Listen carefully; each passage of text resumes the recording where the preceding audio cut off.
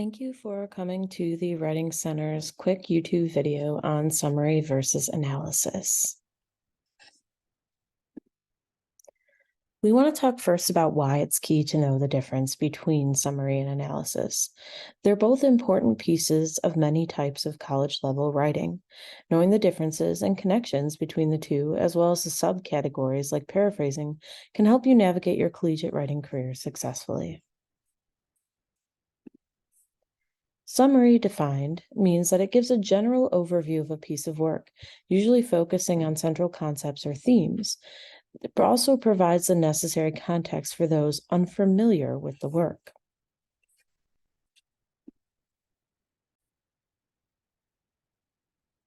Summaries in academic writing often include the principal individuals or theories or topics involved, the key themes, and the most important facts.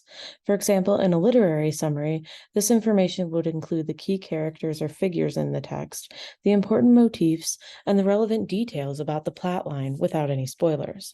So if you think about a summary in academic writing, think about a book report you might have had to do back in the day.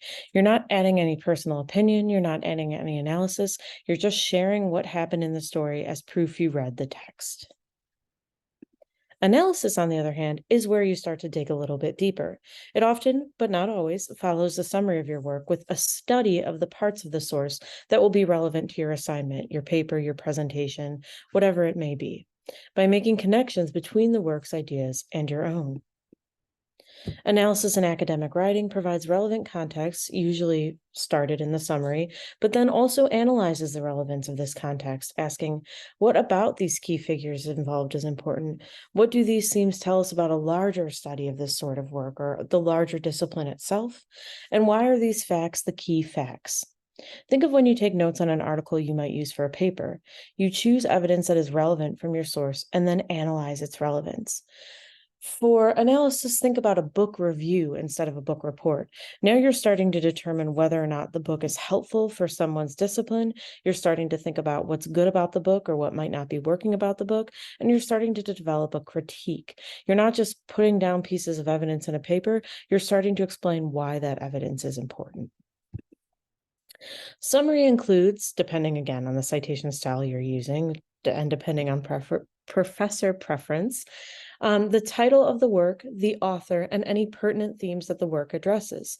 For example, a summary of a movie will give readers enough information to determine whether or not they want to see the movie without giving away any spoilers or providing a play-by-play of the action, because that would be boring.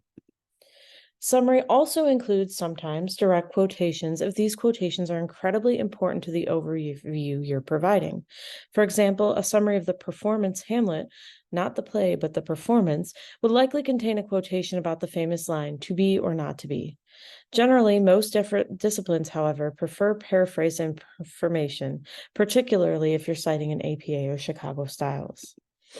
Analysis includes, again, depending on the citation style you're using, an examination of relevant themes in the work, and then addresses how they might be connected to or useful for your overall study.